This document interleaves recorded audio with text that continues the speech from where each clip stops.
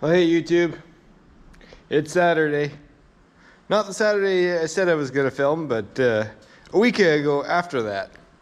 And as you can see, I'm still driving Clifford.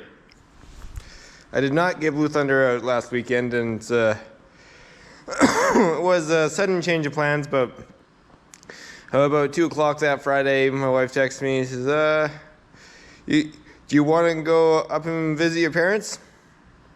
So I'm like, okay, let's do that instead. So, yeah, we went up north instead of taking the old truck out. So, the plan is to do it tomorrow now. So I'm gonna go visit the grandparents, have coffee, and go get Blue Thunder. So today's plan, I got some new wiper blades to put on because yesterday, I noticed especially with just a little bit of rain, it got streaky, like I couldn't see nothing. So definitely time to replace those. And I'm gonna be replacing the side marker lenses. So that side is not too bad. You can see there's a bit of dirt and stuff that's getting stuck underneath the lens there. So that looks a little bit dirty, but it's the driver's side that it's more a concern. You can see water on it. I don't know how well that shows up on the camera, but that's all fogged up with water on the inside. So that's actually a DOT violation. So if you get a real not nice cop pulls you over because you're doing something you shouldn't be doing, and he wants to be an extra bit of a you know what, he can ding you for that. So, and you know, it doesn't look so nice when all the other ones look good. So we're gonna get that switched over, and then realized that these lights on the exterior of the truck are the only ones that aren't LED still. So I'm gonna be switching that over too while I take those out. In order to get to those, you have to take the headlights out.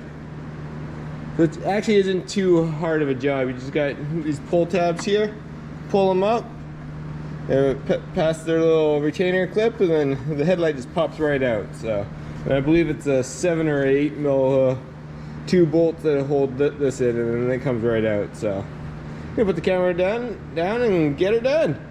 And there we have it, guys. New marker light lenses with LEDs put in. So I got both sides done here. You can tell looks a lot cleaner. Not sure whether this will fix my my leak I had on this side, because it's, I found the little gasket that goes around where the bulb screws into was a little bit deformed. So I think that might be where the moisture is coming in from. So if that's the case, I'll have to get one of the new sockets there. So hopefully I can find one of those. But yeah, cleaned up really nice, and they're LED now, so they shine real nice. Of course, I switched over to LEDs and ran into a little bit of an issue. I hit the hazard light here and nothing happened. So I guess one of the reasons why I was putting this off for so long is I knew if I put all my bulbs into LED, my flasher wouldn't work. The flasher in these trucks isn't the easiest to get to. Fortunately, I knew I was doing LEDs a long time ago, so I actually had an LED flasher, because I thought, oh yeah, just a simple switch over, but wasn't the easiest to get to. So I ended up having to take this panel off, which just pops off quick and easy, and this panel off. So take this guy out, and there's a few screws that hold it here. There's one here, there'll be one here, there's a couple here, and then whatever hold these on, and there's a couple here further, you see down here. And the flasher itself is actually in with another what do you call it, like relay, that if you follow the gas pedal, go straight up, it's right about here, and there's a cover on it. And that cover was a bugger to get off. I could get one side off, and the other side I thought I got off, which felt like it was off, but I think since this truck is 25 years old, somebody else was actually in there because there was tape holding it on and I couldn't feel the tape, so I had to keep working it until the tape let go, and then she came.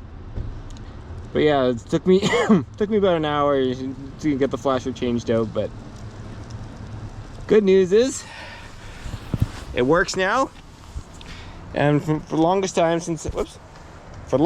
since I did do all the other LEDs, my flasher was thinking that they had a bulb out, so it was doing the blinky really fast. Now it doesn't do that anymore. It's a normal blinker, so it's kind of nice. And since I haven't talked to you guys in a couple days, a couple other things I got changed out.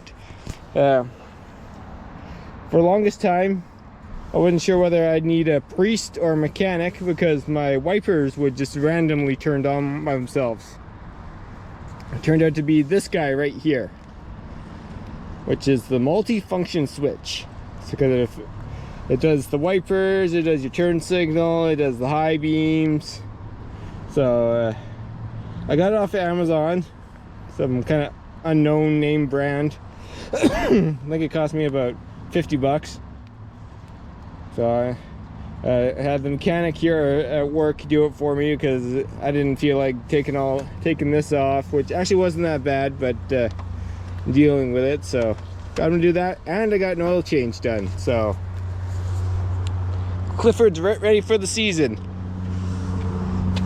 Something else I did today, new wiper blades. So no more streaks on the windshield. So now it's ready for any road trip we take. Don't know if it's me, but these new wipers, man, they just seem aggressive. So